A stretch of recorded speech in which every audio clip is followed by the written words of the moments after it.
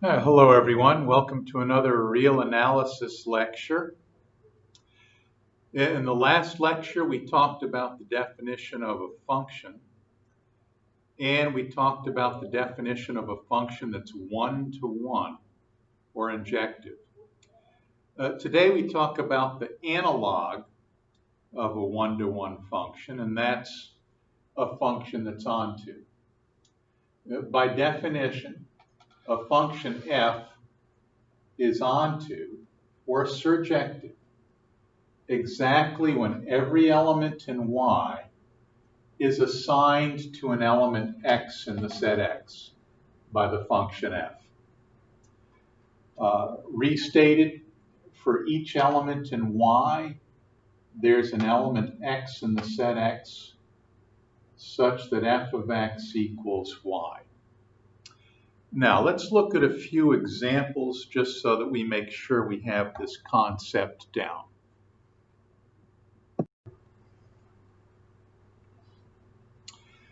Let's take a look at this example. F from a set X to a set Y. First of all, is f a function? In order for it to be a function, every element in the set X has to be assigned to exactly one element in the set Y. Is that what happens here? Element A is assigned the element 1, exactly one element in set Y. Element B is assigned the element 2, exactly one element in the set Y. Element C is assigned the element 2, exactly one element from the set Y. Element D is assigned the element 3, one element from the set Y. So according to our definition of function, this is a function. Every element in the set X is assigned exactly one element from the set Y. So first of all, we'll note that f is a function. Now, since we're talking about onto, let's decide whether or not the function f is onto. If the function is onto, then every element in set Y is assigned to an element, or at least one element, in the set X. Now, note something in the definition of onto. It says the function f from the set X to the set Y is onto exactly when every element Y in the set Y is assigned to an element X in the set X by the function. Or for each element Y in the set Y, there exists an element X in the set X such that f of X equals Y. Nowhere in this definition does it say that for each element Y in the set Y, there exists exactly one element X in the set X such that f of X equals Y. It just says that if Y is an element in the set Y, we can find an element X in the set X such that f of X equals Y. This definition allows for the possibility that there may be more than one X value in the set X such that f of X equals Y. But there is at least one as long as the function is onto. So let's check this. 1 is an element of the set Y. Is there an element X in the set X such that f of X equals 1? Yes, f of A equals 1. 2 is an element in the set Y. Is there an element in the set X such that the function pairs this element up with 2 in the set y? Well, yes. B in the set x is paired with the element 2 in y. And also, C in the set x is assigned the element 2 from the set y. So for the element 2 in the set y, 2 is assigned to some element x in the set x. No problem. It's not a problem that 2 is assigned to the element b in the set x and 2 is assigned to the element c in the set x. It doesn't say up here in the definition of onto that for each element y in the set y, there exists a unique element x in the set x, such that f of x equals y. It just says that there exists an element x in the set x. There could be more than one. Okay, the element 3 in the set y. Does the function assign the element 3 to some element d in the set? Does the function assign the element 3 in the set y to some element in the set x? It sure does. The element d. So, every element y in the set y is assigned to an element, at least one element, x in the set x. So this function is onto.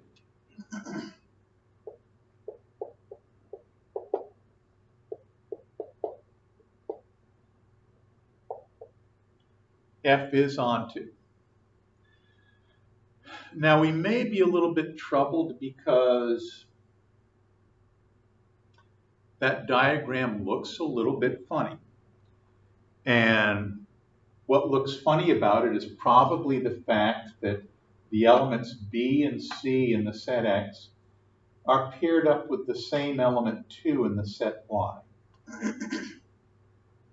So we have two different x values, b and c, being assigned the same y value, 2.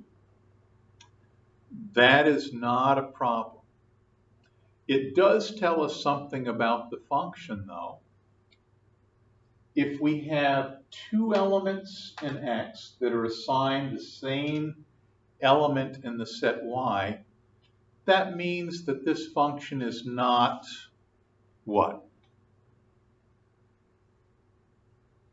It's not one-to-one, right?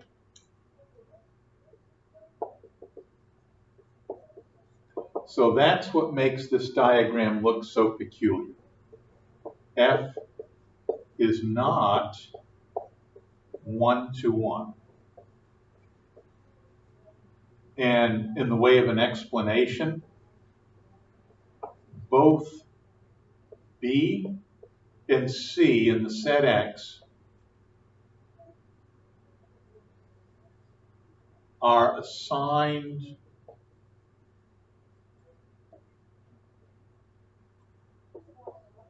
the element Y, assigned the element 2 in the set Y.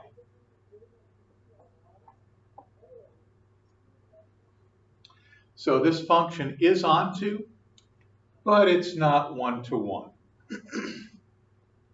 Now let's look at another example.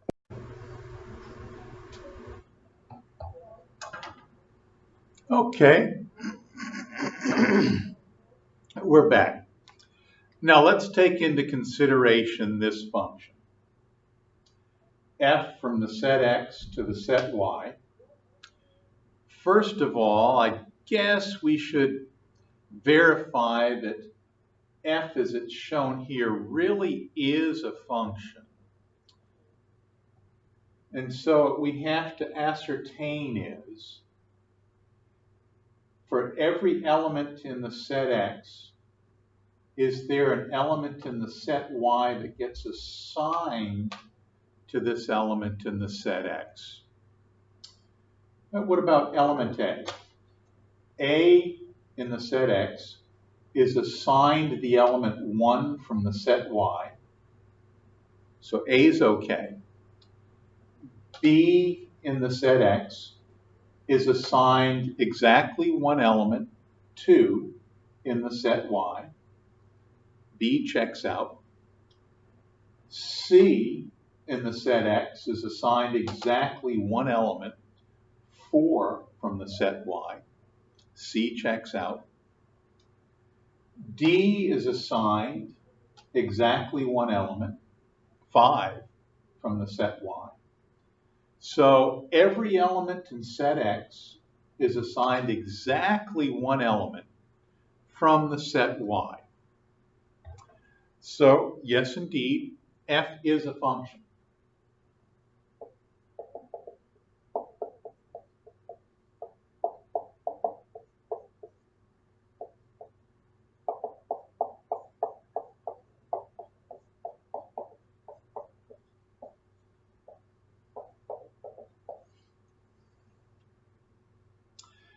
Now, since we're studying onto currently, we want to ascertain whether the function f is onto. And f will be onto if every element in the set Y is assigned to some element x in the set X. So is it true that every element in the set Y is assigned to at least one element in the set X? Mm-mm. Element 3 in the set Y is not assigned to any element in the set X by the function f. So f is not onto.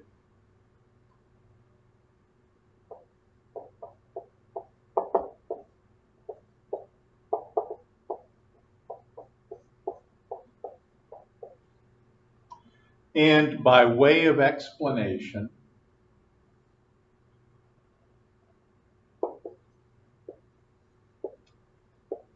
the element 3 in the set Y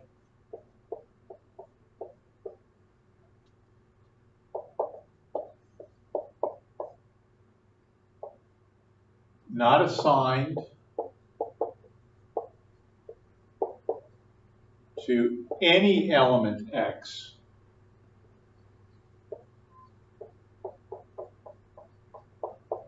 in the set X by the function.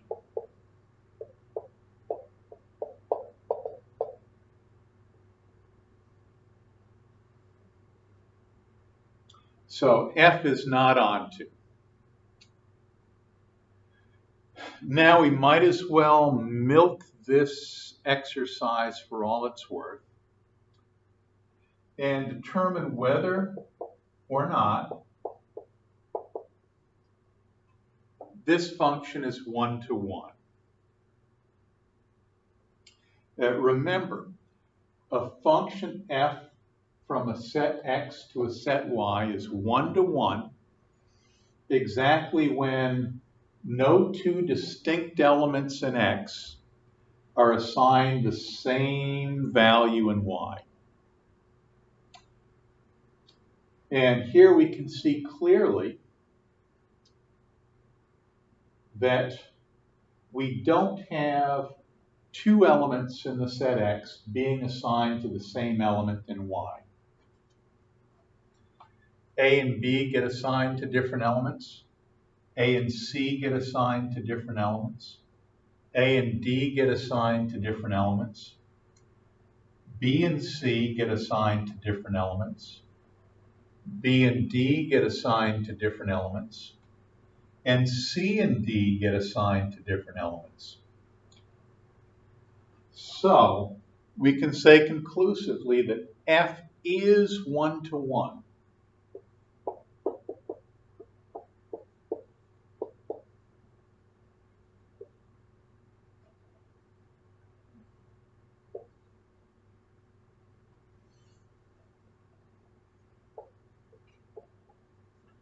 No two distinct elements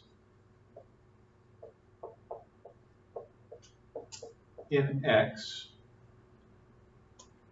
are assigned the same value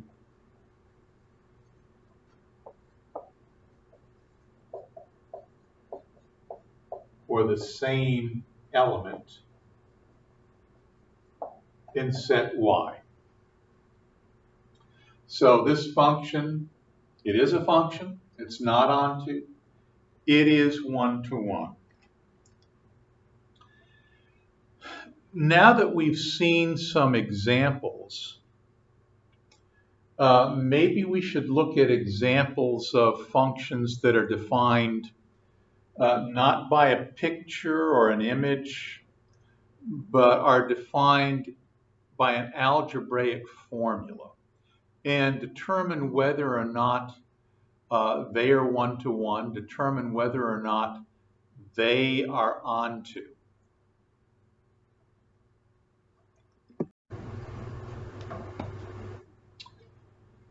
Okay, what do we do when our function is defined by an algebraic formula and we want to show that the function is onto? Given a function f from a set x to a set y that is defined by an algebraic formula, the standard procedure, so in other words, 99 times out of 100 at least, the way we do it is we show that the standard procedure, 99 times out of 100, for showing that f is onto is we let y be an arbitrary element in the set y. And then we show that there exists an element x in the set x such that y equals f of x. Now, this has to be an arbitrary element in the set y, so that anything that's true about this element is going to be true about every element in the set y.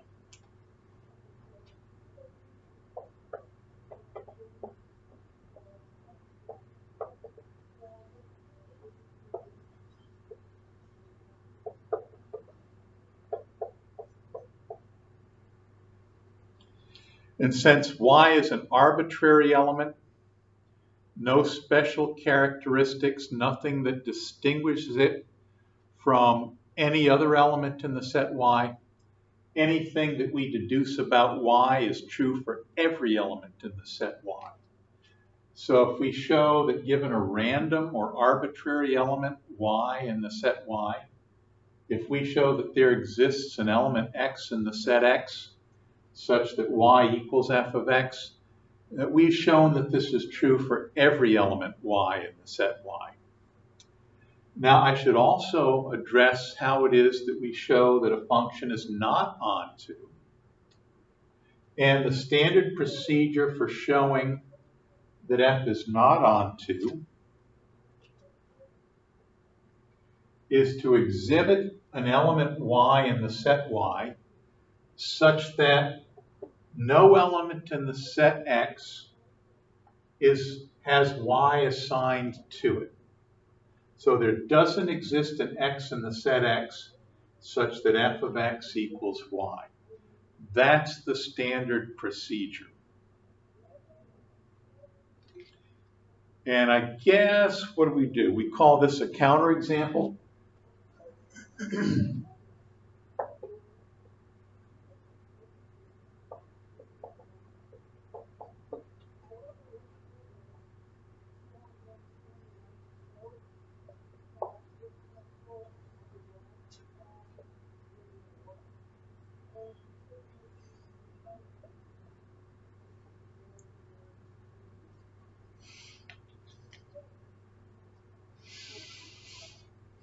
Now, let's get to work on some good exercises, okay?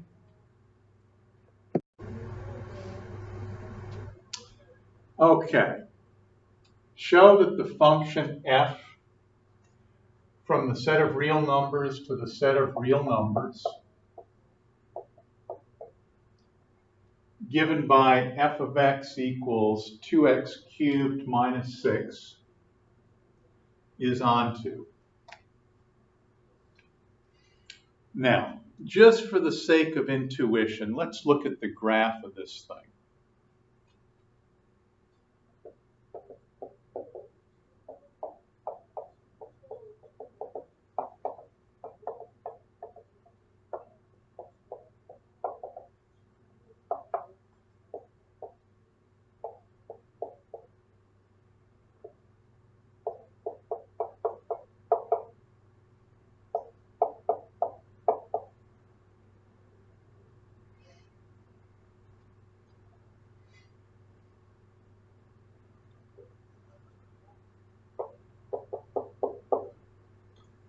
Y equals x cubed looks like this.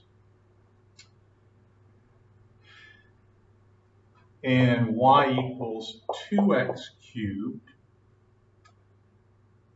Essentially, we're taking the y coordinate of each point, which is x cubed. We're taking the y coordinate of each point on this graph and multiplying it by 2. So that just stretches the graph out vertically.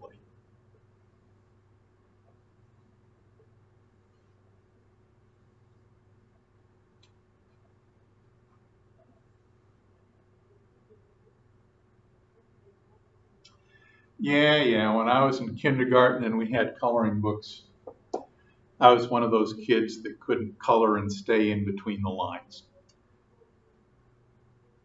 So here's y equals 2x cubed. Now what if we subtract 6? We're taking 2x cubed, the y coordinate of every point on this graph, and we're subtracting 6. We're subtracting 6 from the y coordinate of every point on this graph. So it's just going to shift this graph down 6 units.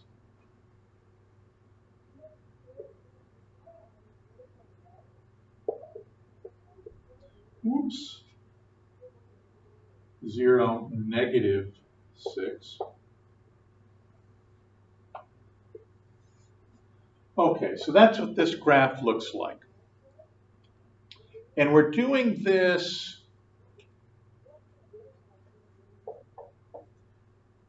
just for the sake of intuition. We're trying to figure out if this function is onto. So here's the y-axis, here's the x-axis.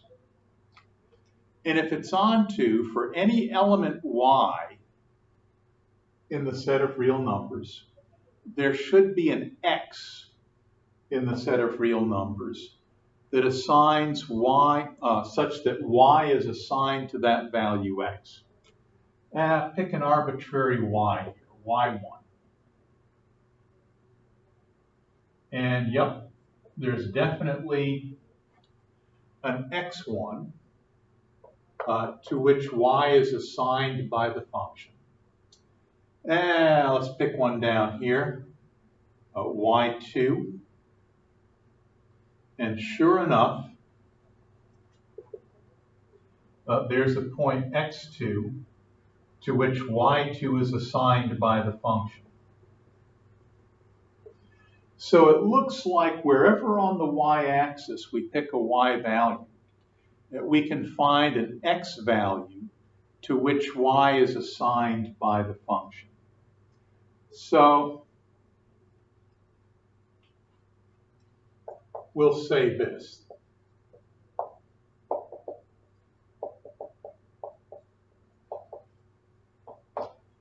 The graph indicates that f of x is onto. But let's show it. How would we say this? Rigorously or more rigorously?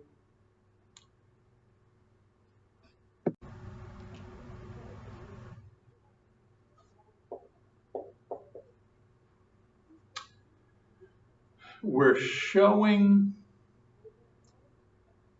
that the function is onto. So how do we start? We pick an arbitrary element y from the set y.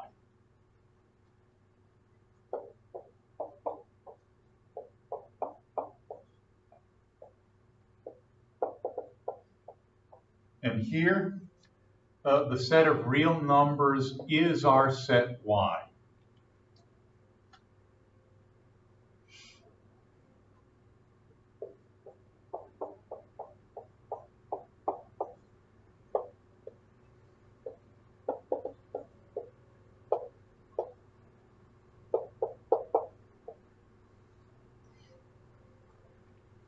And we have to show that there's at least one element X in the set X such that f of X equals Y.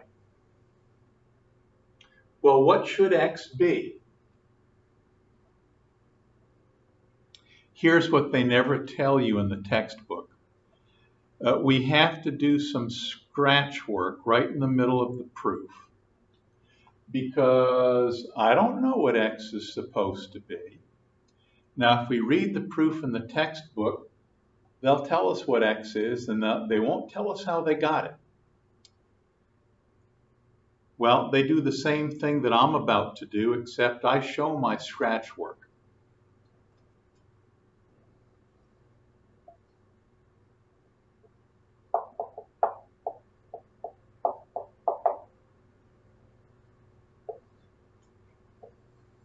And I'll write down what it is I'm looking for.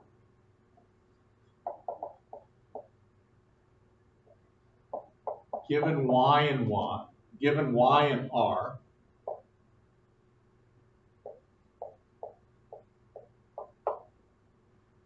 we want X in R such that f of X equals Y. That's what we want. Now, let's be more specific. F of X is 2x cubed minus 6.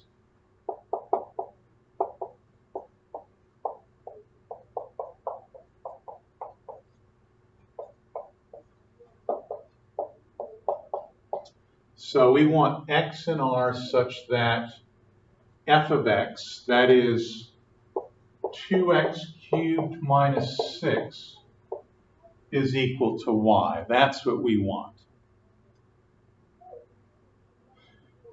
Now, what do we do from here?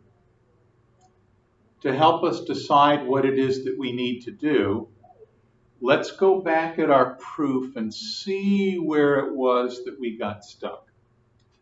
Things were going fine until I had to say what X was.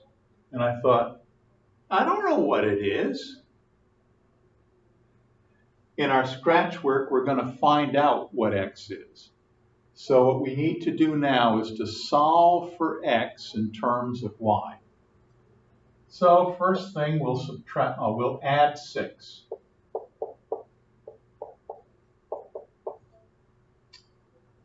And then we'll divide by 2.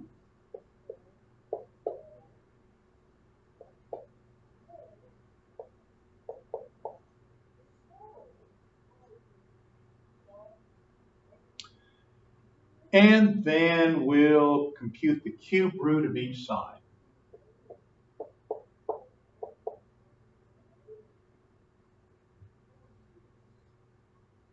Or I'll tell you what, I'll raise each side to the 1/3.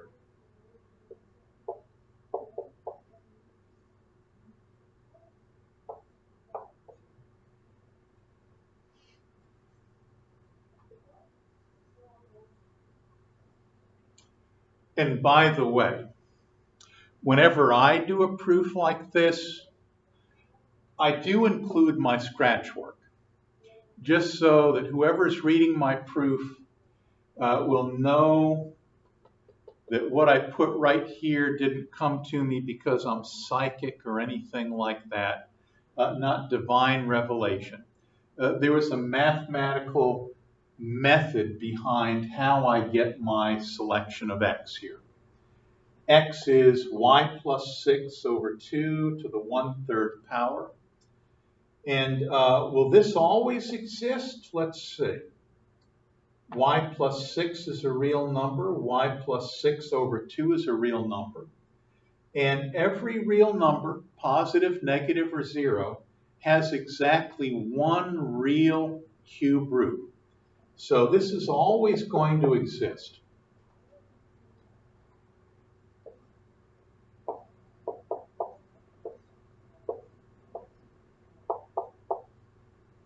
There.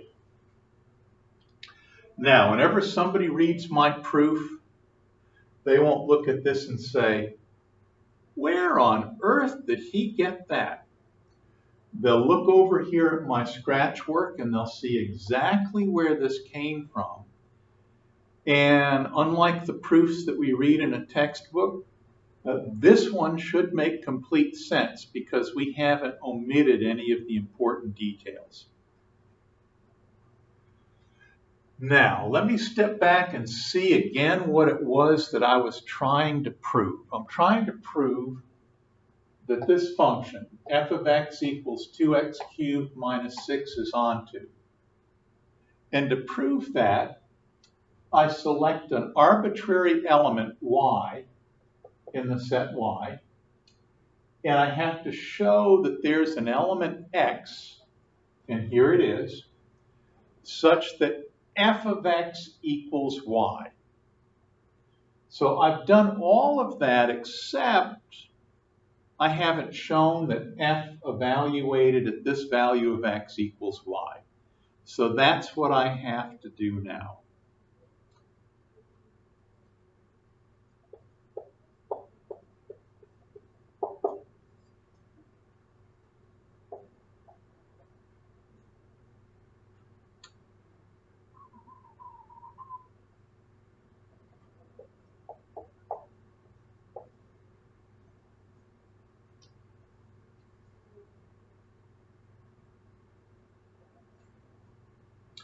Here, in the next step, I'll substitute an equivalent expression for x.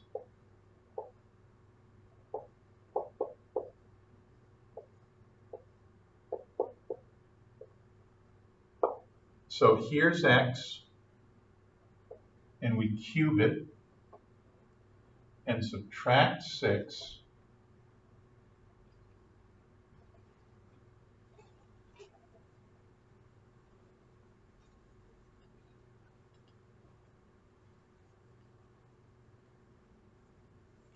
Now, I'm just erasing the scratch work because I need more board space. But if I were doing this proof, I would include my scratch work along with the rest of the proof. I would be nice to the person who's reading my proof, so they'll know exactly what I did and why I did it. And when we do our proofs, we want to be nice also. Okay. Now here, I'm taking something to the 1/3 power, and I cube it. The exponents multiply, so we just get y plus 6 over 2 to the 1st power.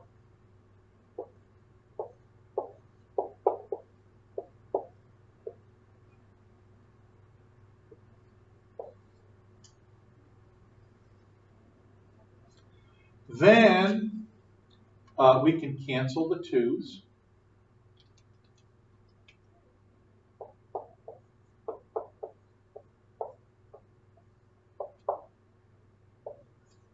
Oh my goodness, it worked.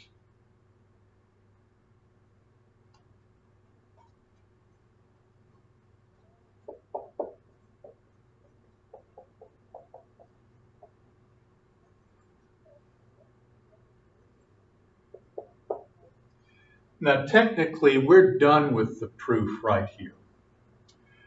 We've taken an arbitrary element arbitrary element y in the set y, and we've shown that there's an element x in the set x such that f of x equals y.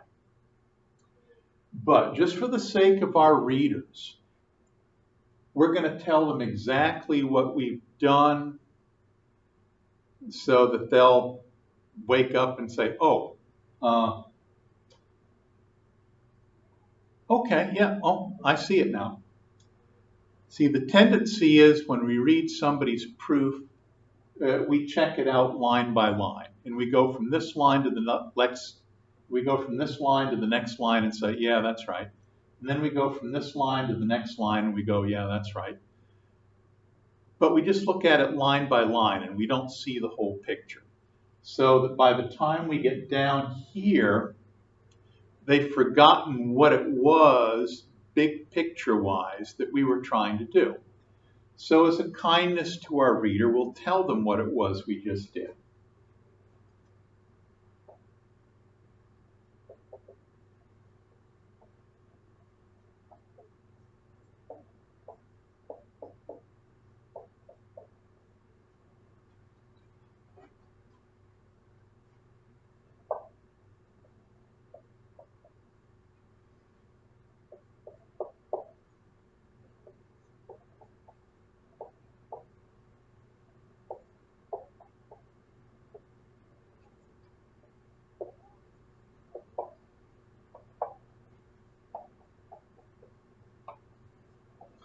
There. We just told them exactly what it was we did. We just told them that given an element y in the set y, but let's see, y is the set of real numbers, isn't it? So let me do that. Given a set y, or given an element y in the set of real numbers, there exists a real number x, and I actually tell them what x is. X equals y plus 6 over 2 quantity to the 1/3.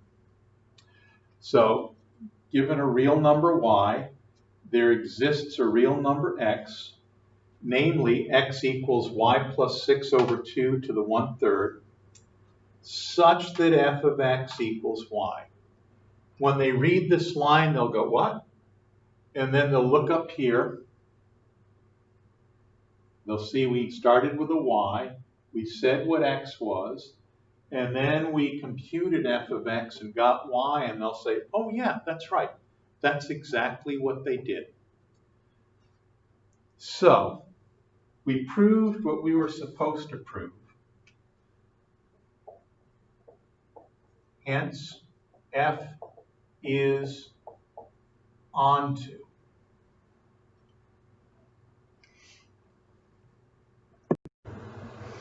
Okay, let's do another onto proof. Show that the function f from the set of real numbers to the set of real numbers given by f of x equals 3x squared minus 6 is onto. So we start the proof out in the standard fashion. Let y be given. And then we say let x be a real number. And this set of real numbers is our set y. Whoops, no it isn't. Let x be a real number. This is our set x. Be given by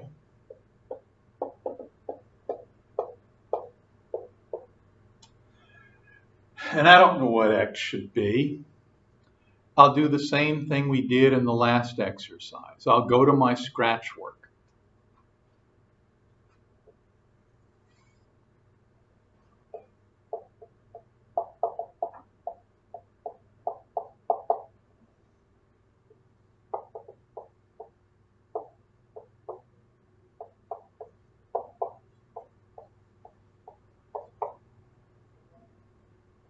Given real number y, we want a real number x such that f of x equals r, where this is our f of x. So 3x squared minus 6. You know, I must be losing my mind. I apologize. Given a y in set R, we want x in the set R such that f of x equals Boy, talk about people who are on autopilot. I guess that's me, huh? Okay. So we want to exhibit an element x such that f of x equals y. That will show that our function is onto. So we take the definition of f of x, 3x squared minus 6. F of x equals y. We'll solve for x because this is where we get stuck in the proof. Let x be given by, and we go, I don't know what x should be. Well, here's where we find out in our scratch work. So we'll solve for x in terms of y. We'll add 6. And then we'll divide by 3.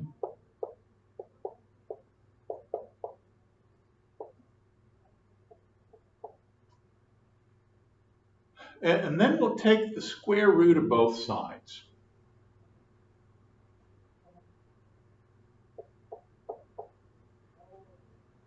And I'll write it as 1/2.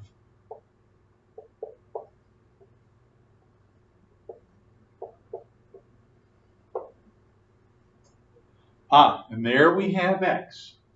X equals y plus 6 over 3 to the 1/2 power. So given an arbitrary element y in the set R, we have an element x in the set R such that hopefully f of x will equal 3x squared minus 6. So let's show that that works.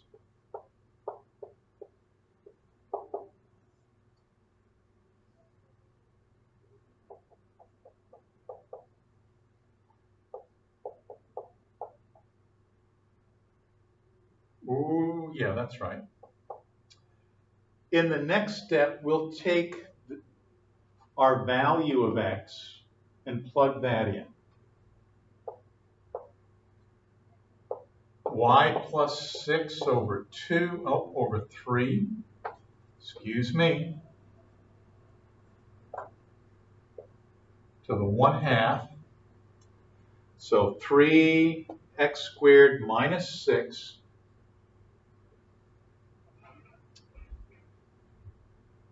oops, I forgot something. 3x squared, there we go, minus 6, which equals, let's see, something to the 1/2 squared is just something to the 1. So we have 3y plus 6 to the first power over 3 minus 6. And the 3's cancel.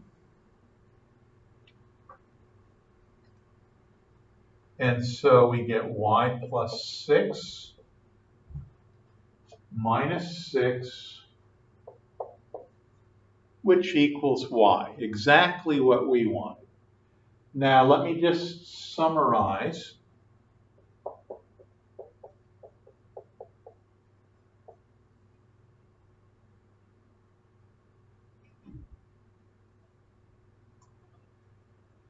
So we started with f of x, we ended up with y, we got what we were supposed to.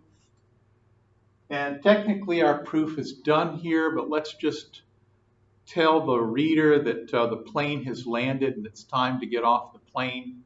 Let's remind them of what it is we just showed. So given y in the set of real numbers, there exists an x in the set of real numbers, namely x equal y plus 6 over 3 to the 1/2 such that f of x equals y.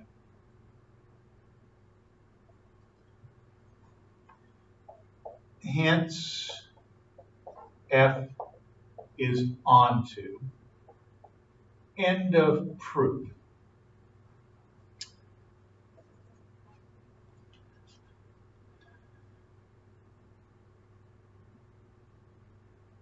Pretty good, huh? Now, there is something that bothers me about this. I just thought of it.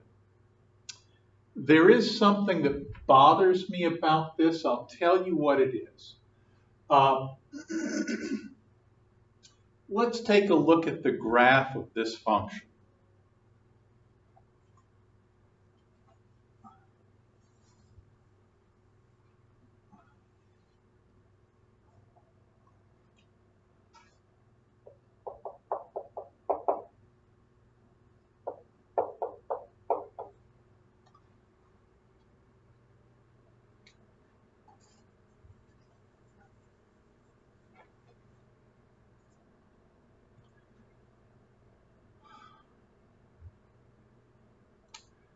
Now, y equals x squared looks like this.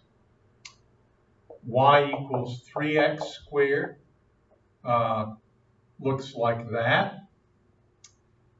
Or f of x equals 3x squared minus 6 looks like this.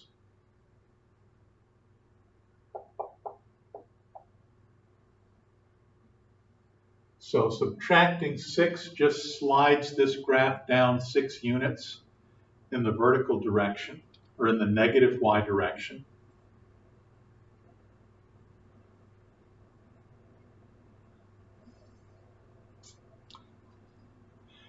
I just proved that this function was onto.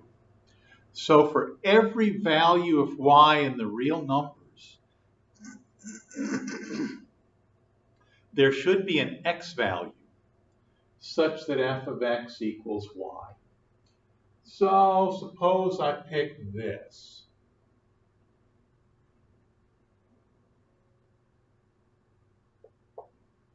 Y equals -7. The entire graph lies on or above the point 0, -6. So the entire graph lies above -6 on the y-axis. So if y is -7, there's no x value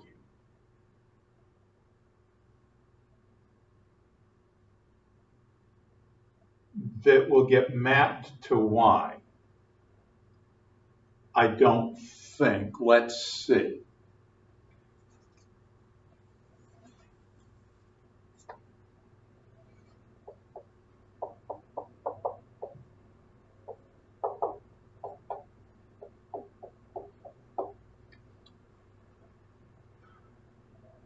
Will this formula for my x value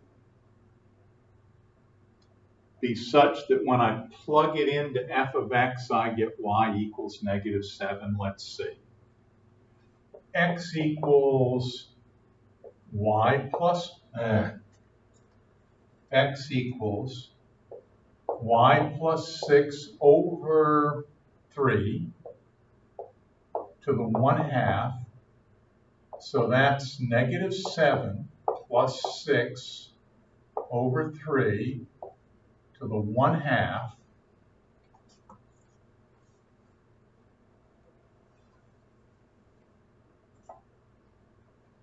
Which equals -1/3 to the 1/2.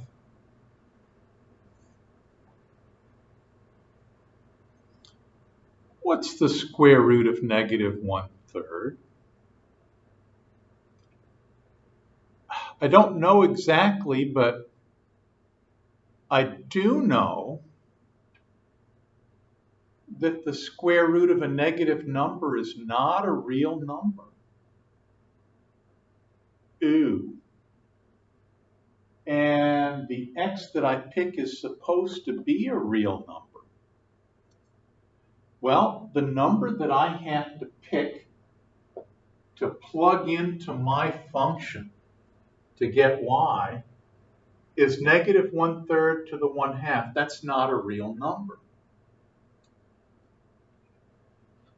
So there is no real number, x, that I can plug into this function to get y. Well, then how did I come up with this? And why doesn't this work? Let's go to the scratch work. Given a real number y, we want a real number x, so we want x to be a real number, such that f of x equals y. That is, we want 3x squared minus 6 to be y. So we solve for x, and we add 6 to both sides. Then we divide both sides by 3. Yeah, that's fine. And then we compute the square root. But you know what? We did say that x had to be a real number, right? And this is only going to be a real number if the contents inside is a real number.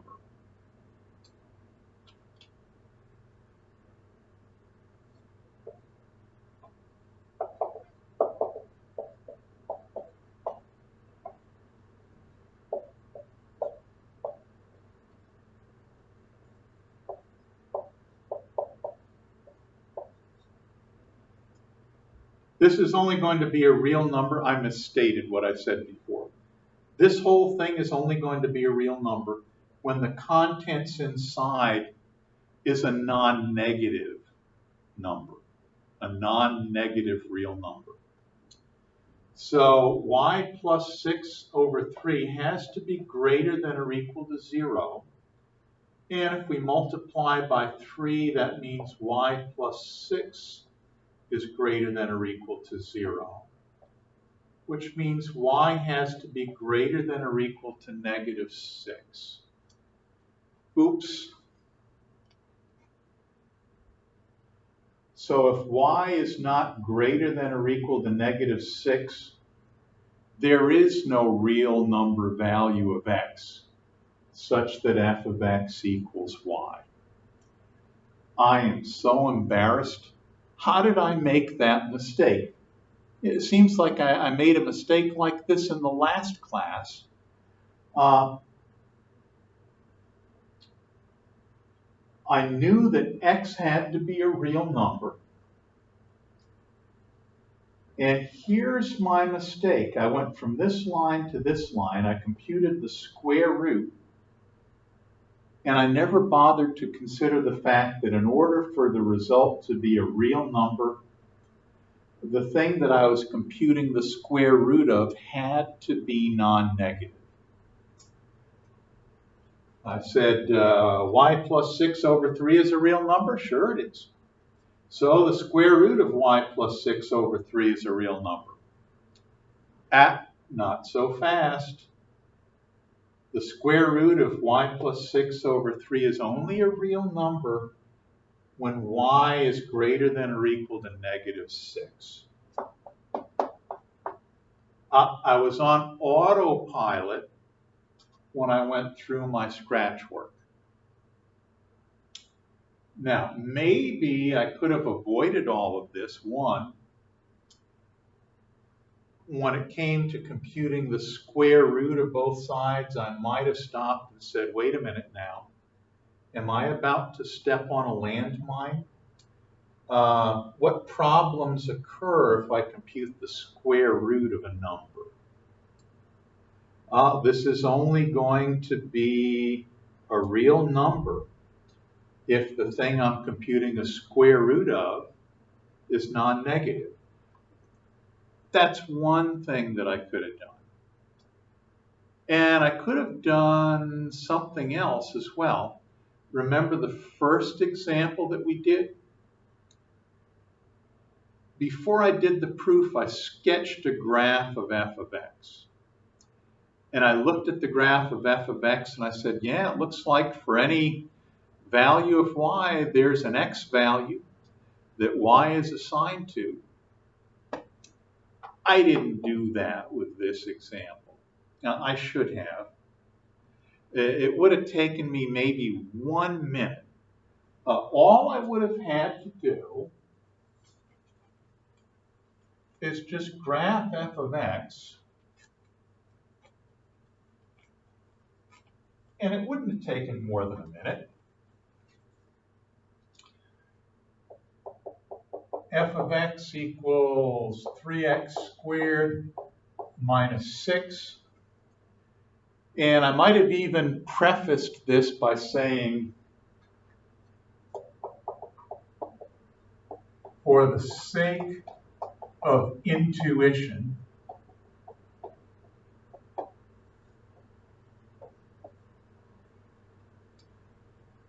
now I want to do my proof rigorously, analytically, and say let y be given and then find an x value that y is assigned to. But there's nothing wrong with me starting out at the beginning and saying, this thing that I'm trying to prove, the thing that I'm trying to prove, is it true? Because if it's not true, I don't want to waste my time trying to prove it. So what I should have done maybe is just drawn a graph of y equals f of x. And I know y equals x squared. I know what that looks like. And I know what y equals 3x squared looks like. We just stretch this thing out vertically. And then if I subtract 6 from both sides, I just take this graph and move it down 6 units.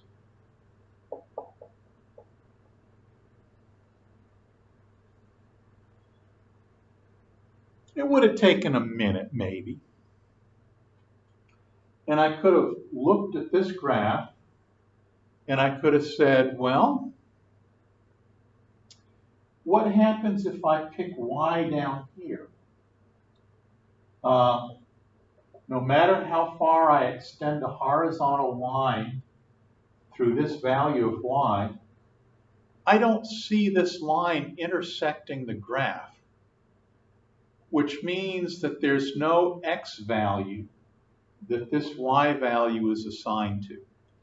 So even though it wouldn't have constituted, let's say, a rigorous analytic proof, it wouldn't have been a bad idea just to draw a graph of this function so that I could approach the problem knowing, one, either what I'm trying to prove is true, so go ahead and prove it, or two, the thing that I'm trying to prove is false, and instead of coming up with an incorrect proof that proves that something is false is actually true, instead of doing that, I can come up with a counterexample that shows that this function is not onto. And in fact, we did exhibit a counterexample. Now that I've drawn the graph of f of x,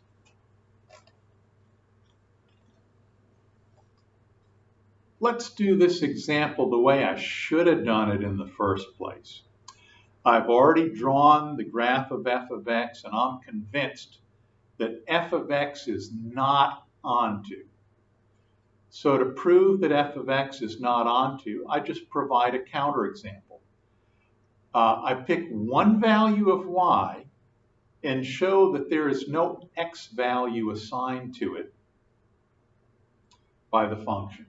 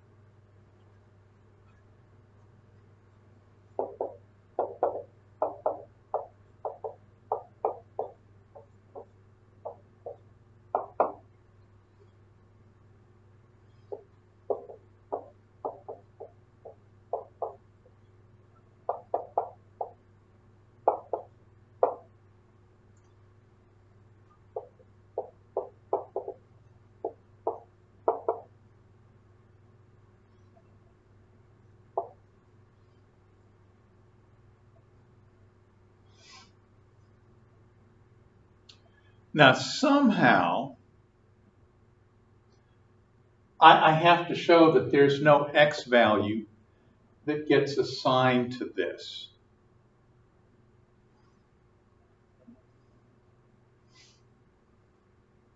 So I think this is what I'll do.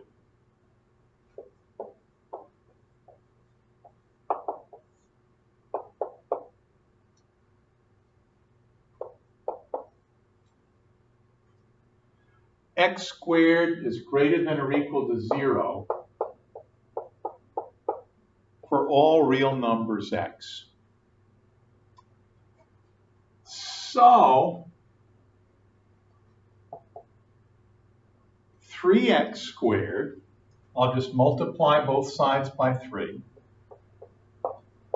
3x squared is greater than or equal to 0 for all x in the real numbers. And then I'll just subtract 6 from both sides here.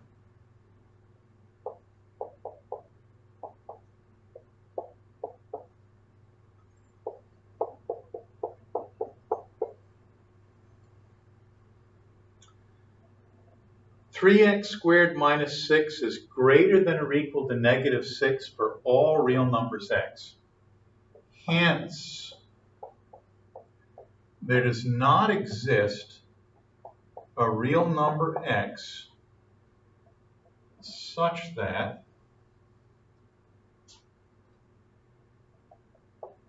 f of x equals negative 7. That would have been a way to do a counterexample. And you know what? I just have to do better. Today I took something that was false and proved that it was true. In the last class I took something that was false and I proved that it was true again.